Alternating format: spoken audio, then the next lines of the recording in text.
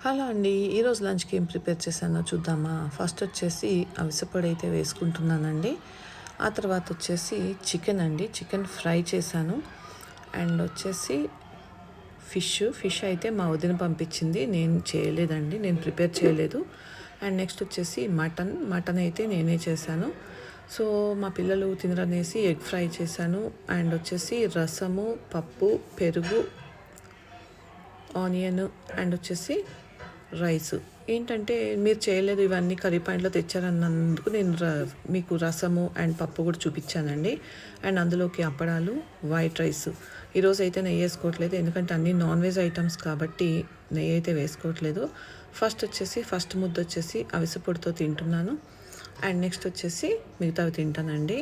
And ఈరోజు నా lunch అయితే ఎలా అయింది? మీరు లంచ్‌కి ఏం ప్రిపేర్ చేసుకున్నారో కామెంట్ సెక్షన్‌లో చెప్పండి. సండే కదా, ఏం స్పెషల్స్ మీ